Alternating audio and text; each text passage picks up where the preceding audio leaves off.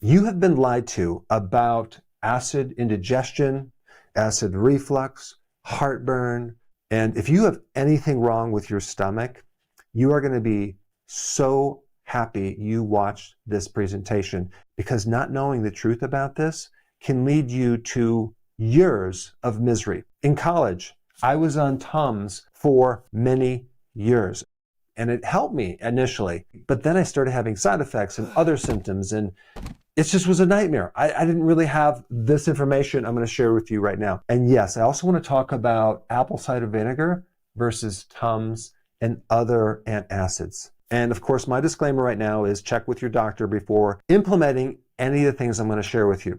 To understand this problem, you just need to know a couple simple facts. When you eat food, the food comes down the esophagus, it goes through a valve, it goes in your stomach. There's acid in the stomach that helps you break down protein, it helps kill microbes, and it also helps you absorb minerals and B12. In order for all this to work, this acid needs to be extremely acidic, between 1 and 3. If you know anything about pH, that's like battery acid. That's super acidic. Even to trigger the main enzyme for protein called pepsin, you need the pH between 1.5 and 2. Like that's like super, super acidic.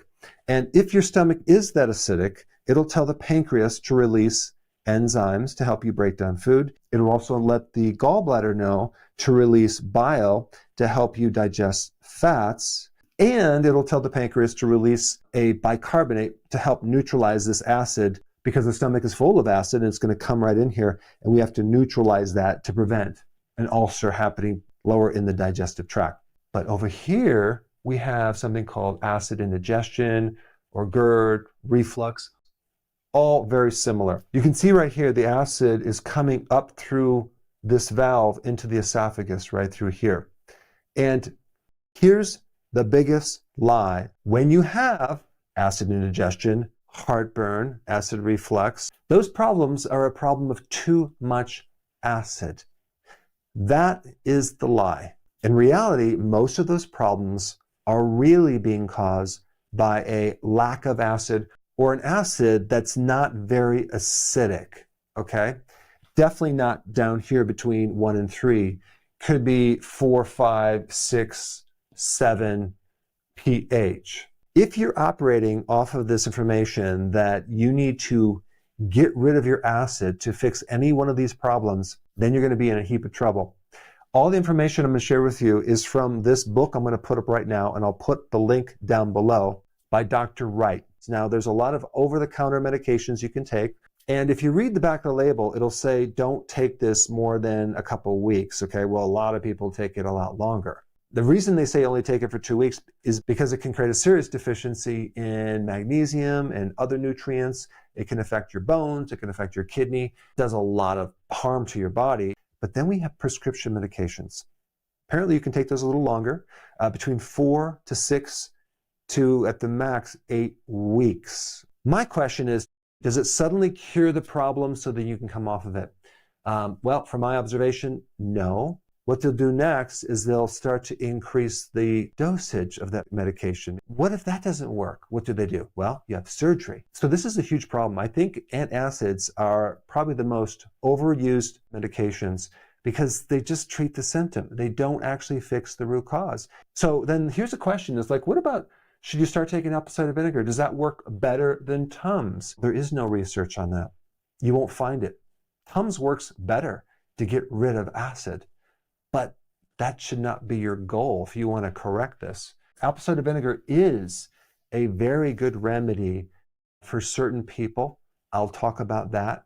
I'm going to recommend something even better than that, but I think it's really important to understand this foundation of what's really happening and what the goal should really be. I'm excited to share a new product that we just released, organic beetroot juice powder. With one little tiny scoop, you can get the nutrition from 8 beets. So there's a lot of different benefits with beets. The big one that a lot of people are talking about is the healthy support of nitric oxide in your body. This product helps support healthy blood flow. It's a natural antioxidant. You get the benefits of all the enzymes, the phytonutrients, and definitely the things that support nitric oxide. Let's just go through the list and talk about what symptoms you would have if you didn't have enough stomach acid. Number one of the side effects is GERD. In other words, not having the acid can cause this problem. But also this other condition called SIBO, small intestinal bacterial overgrowth. That's a situation where because you don't have enough acid, the food doesn't get digested properly and it ends up in the small intestine undigested. In the small intestine, because the stomach didn't kill off certain microbes, now you start to ferment in your small intestine. We really should have fermentation lower in the digestive tract, like 20 feet lower into this tube. But now we have it right here. Guess what you're going to get? You're going to get gas, bloating. All that gas is going to go into the stomach and push that valve open. Burping, belching, you get too much gas. You can even have fermentation in your stomach, producing more gas. So one reason why your valve won't close is you don't have the right pH of the acid, okay, because there's a sensor between the valve and this acid, or you might have too much gas because of this situation that pops it open, or it could be a neurological problem that's coming from the autonomic nervous system. Since the autonomic nervous system controls all the valves, you can very commonly have a problem with the valve because of this autonomic nervous system issue. And if you did, the remedy would be vitamin B1. Another symptom of low acids in the stomach is the susceptibility to gastric cancer. Okay. Another one is anemia, because you need that strong acid to be able to absorb B12. So now we get a severe B12 deficiency, which creates a certain type of anemia. You get abdominal pressure. I've already talked about that. That's called bloating. You get reflux, and you get less tone on that valve. So there's a lot of different mechanisms that can occur just from not having enough acid. Now, there's another little twist to this.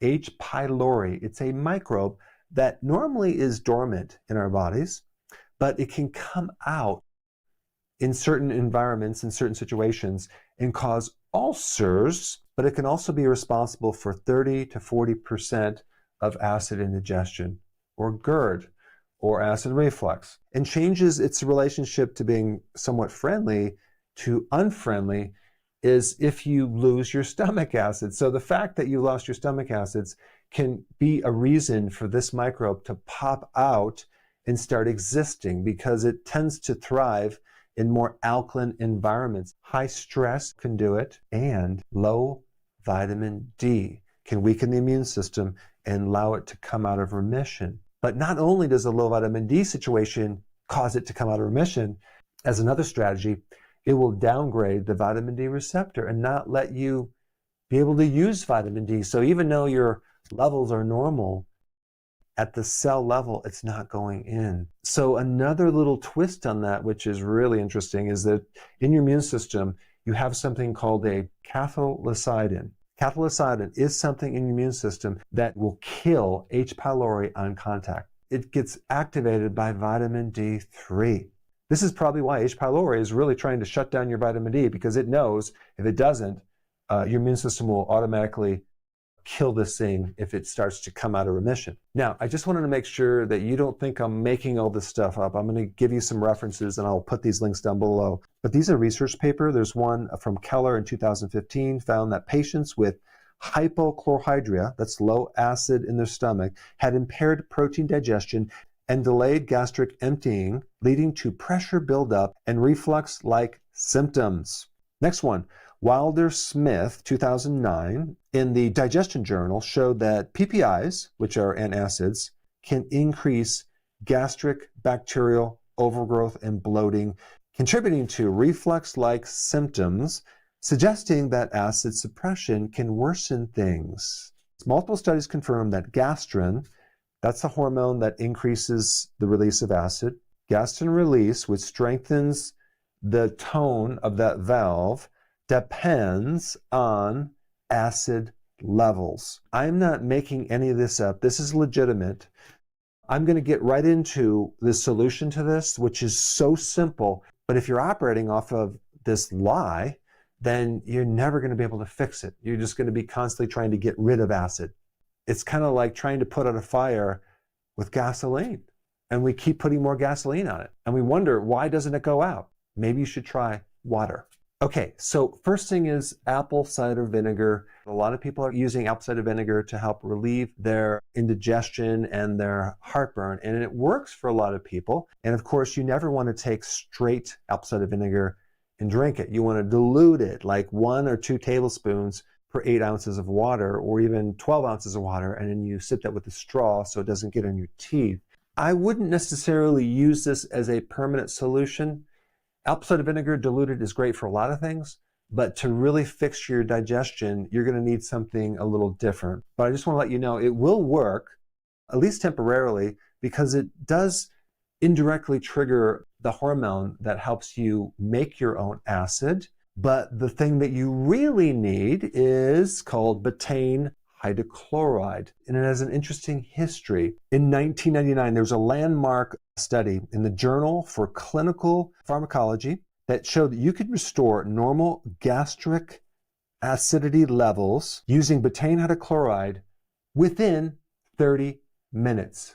So betaine hydrochloride can re-acidify your stomach fairly quickly. Between 1930 and 1950, in various medical textbooks, guess what they used for heartburn? Betaine hydrochloride. They didn't have Tums or Rolaids back then, but for problems with low stomach acid, they used betaine hydrochloride. So this is an old remedy that medical doctors used. Between 1939 and 1947, there was a study using the Heidelberg capsule test, where they actually put a capsule down in your stomach and they measure the pH while the person was taking betaine hydrochloride, and they found they can actually bring the pH from 5.2, which is not very acid, down to 0.6, which is less than 1, within 30 minutes using betaine hydrochloride as a solution. Now, back then, I would imagine the betaine hydrochloride was much stronger than it is now, because now you buy it over the counter. It's not that strong. You need more of them to achieve that same effect. But the point is that betaine hydrochloride has a history in medicine that they use for a lot of these conditions before the Tums, the Rolaids, the PPIs, etc. And we need this hydrochloric acid at a certain pH to activate an enzyme called pepsin, which is a very powerful protein enzyme to break that down. If you don't have the acid, you're not going to be able to trigger this enzyme, and you will not be able to digest protein that well. Then the pancreas is going to have to try to compensate and produce some protein enzymes, but it's not going to be enough to get complete protein digestion. So you're going to have all sorts of problems with bloating and digestive inflammation, and the list goes on and on and on. So this is what I recommend you do. You use betaine hydrochloride. It comes in little tablets. Start taking 2 before a meal. Do you feel like a mild, warm feeling in your stomach? If not, the next time you eat, you take 3. And then you keep increasing until you hit like 7 if you need that much, because some people, they really have a lack of stomach acid, so they're going to need more. So they take this before a meal. They feel this mild warmth at a certain amount, and then you just cut back a little bit. So let's say you took 6 and you felt this warm sensation in your stomach. Then the next time you eat, take 5. And then just take that for a while. It does take some time to fully reestablish that normal pH in your stomach, but you're going to find as you do this, the valve on the top of the stomach starts closing. You get less reflux. Then you get less bloating. Then you get less SIBO, small intestinal bacterial overgrowth, which is going to be less bloating. And now you're going to start feeling better and better and better. Remember when I talked about that H. pylori, right? Well, vitamin D combined with magnesium is also super important, not just in dealing with that microbe, H. pylori, but also into helping you make enough hydrochloric acid. Vitamin D is necessary, and so is magnesium. And there's other things that are important too, but vitamin D and magnesium is at the top of the list. If we go deeper and just ask, well, why did we end up with this lack of stomach acid in the first place? Obviously, it's going to be related to what you're eating junk food, eating too much refined food, eating too frequently. We cram all this food down our digestive tract. So our system never has a chance to rest between meals. Then it starts to malfunction and create all sorts of issues. And also, not enough salt. Sodium chloride. The chloride in sodium chloride helps you build up hydrochloric acid. So having sufficient salt, sea salt, will help you. Having enough zinc is important. Also iodine, I didn't add that to the list, but having enough iodine will help you build hydrochloric acid. So in other words, as you start correcting this, you want to make sure that you're getting these things from your diet. Okay, so you can get obviously the sea salt. Zinc is in seafood, red meat. Iodine is also in shellfish, seafood. And then you have B1. And you can get this from sunflower seeds, roasted, or nutritional yeast, or you can just take it as a supplement. Magnesium, leafy greens, pumpkin seeds. And also, if you've been on a low animal protein diet, that can actually severely affect the amount of hydrochloric acid in your stomach. A lot of people that are diabetics have this digestive problem. So insulin resistance is one of the root causes. And also, like I said before, frequent meals will really screw this thing up. If you take this betaine hydrochloride or apple cider vinegar and you feel worse and it burns, you stop taking it. But then what do? Well, that's what I'm going to talk about. Gastritis is a situation where your stomach actually is producing too much acid, is not near as common. So this is why I'm talking about it as a side note. And the question is, should you be taking medication for that? Well, I'm just going to give you the alternative version, but of course, check with your doctor before doing anything. One of the best remedies for both of these conditions is zinc carnosine.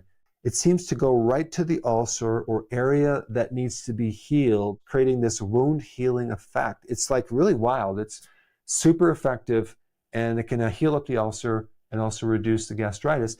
Another good remedy is mastic gum, okay? Also D3. Why? Because D3 and magnesium directly helps increase that compound in your immune system called cathelicidin. Probiotics, especially L-reuteri. I've talked about that in other videos. If you haven't seen that, I'll put that link down below. But that yogurt culture that you can make goes into the small intestine and start to correct some of the over-fermentation, and that can lessen the gas. But also some of the acids that are produced from that can actually spill up and irritate your digestive system. Sulforaphane in broccoli sprouts was found to inhibit H. pylori. Fascinating. B12 is important, especially since a lot of people that have gastritis also have a problem with the absorption of B12. And then also, if you have gastritis or even an ulcer, out of all the things that you eat vegetable-wise, you may find that cabbage seems to be the best. I mean, even if you look at the history of this vitamin U, which stands for ulcers, actually it's in cabbage. There's a whole history on this. It's fascinating. And then, of course, intermittent fasting. So for certain types of gastritis, taking more acid, apple cider vinegar, can turn off that hormone gastrin so you can actually make less acid. Versus some people taking like an antacid or a PPI that then sends the signal to the stomach that, hey, listen, you don't have enough acid there, we're shutting it down, make more acid. So then you get this rebound of more acid, like a hyperacid situation that occurs after you take this drug. Now, I briefly touched on this probiotic called L-reuteri, which can greatly be a game changer with your small intestine, but it does a lot more. I created a fascinating video on how to make your own L-reuteri yogurt right here. Check it out.